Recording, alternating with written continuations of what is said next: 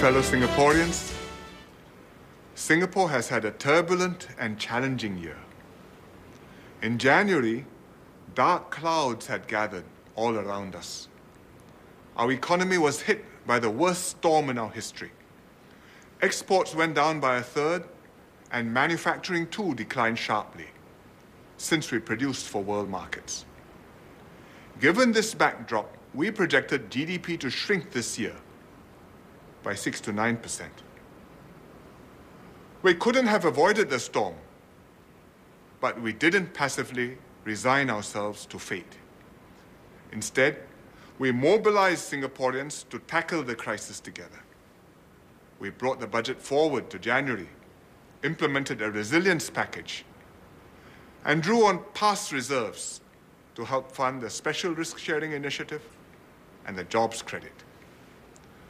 We are now in a stronger position. The global economic situation has somewhat stabilized.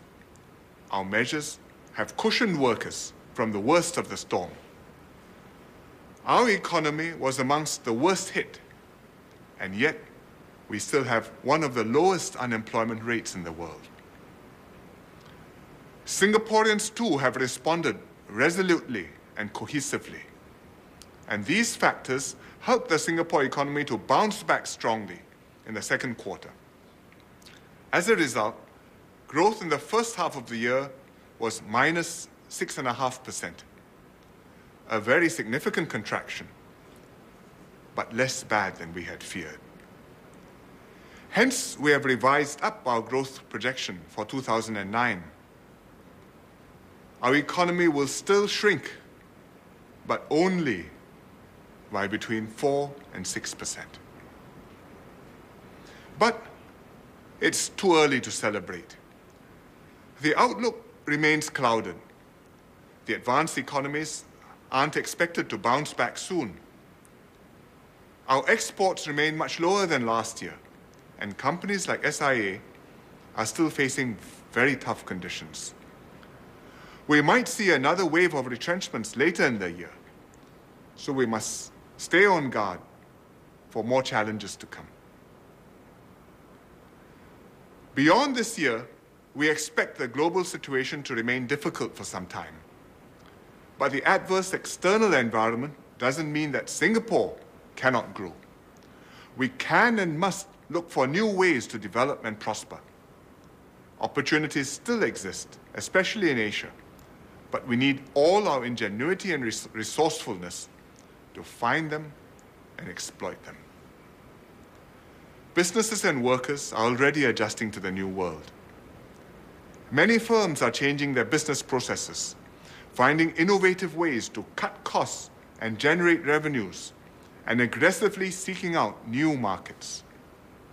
Workers are taking advantage of the SPUR program to upgrade their skills and retrain for new fields. The unions are cooperating closely with employers to adapt to the change conditions instead of resisting change. We must keep this up. In the midst of recession, as we tackle the immediate challenges, we must also look to the future. The Economic Strategies Committee is studying how we can transform our economy. The committee will examine how Singapore can find new opportunities, build new capabilities, sustain balanced growth, and overcome our constraints. We are involving the private sector to gather the best ideas that can enable us to prosper. I'm confident the committee will have good proposals when it reports next year. Our responses in this crisis will ensure that once the US and Europe emerge from their troubles and the world economy recovers, Singapore will forge ahead again in a dynamic Asia. Up close, our current difficulties may appear daunting, but we should see them against a longer perspective. It's been 50 years since we attained self-government in 1959. Over this half-century, Singapore has encountered many serious challenges. Racial riots in the 60s, oil shocks in the 70s, a major recession in the 80s, the Asian crisis in the 90s, the 9/11 attacks and SARS in this decade. Each time, our people have rallied and prevailed, and hence Singapore has continued to thrive and prosper and has arrived here today. We didn't start out as one people. Our forefathers were different peoples from different lands who had come to Singapore to seek better lives for themselves and their children. But our formative years, fighting for independence, then striving as a new nation to survive against the odds, brought us all closer together.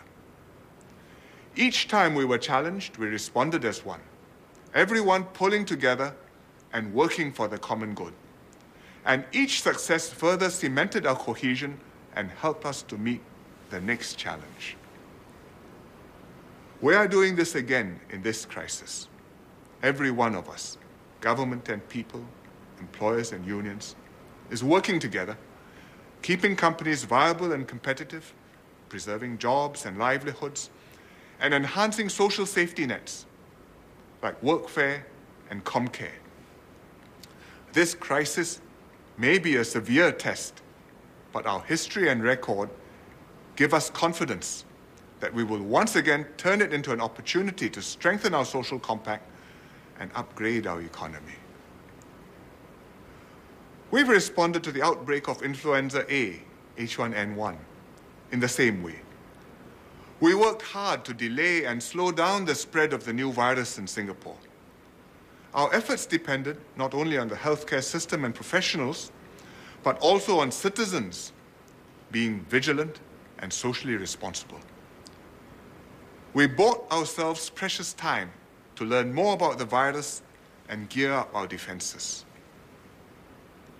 Whether fighting the recession or the flu, we made sure every Singaporean knows he's not alone, but that the community and country are behind him. So long as you make the effort and do your best, the rest of us will help you to pull through. This unity is key to our success in many fields. We must work hard to strengthen it and to bridge potential divides within our society, be it between Singaporeans and new arrivals, between rich and poor, or most fundamental of all, between the different races and religions. We often see ethnic strife and religious conflicts in other countries. This last year alone, we've witnessed the Mumbai terrorist attacks and the recent bombings in Jakarta. In Singapore, we have to respect each other's cultures, practices, and beliefs, build trust and harmony between our communities, and gradually enlarge the secular common space which all groups share. In this way, we can become one people, one nation, one Singapore. We are well placed to deal with these challenges. We are not just pursuing economic growth or strengthening our society or remaking our city, but creating a new Singapore. We are improving our living environment and developing better amenities for the community, more green spaces and park connectors. We are creating more avenues for students to advance and opening up more opportunities to go to university.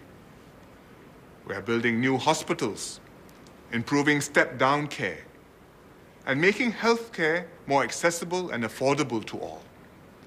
We are also revitalizing the city, upgrading housing estates all over the island, refreshing our downtown into a premier shopping and entertainment venue, and creating a new skyline around Marina Bay, which is taking shape day by day.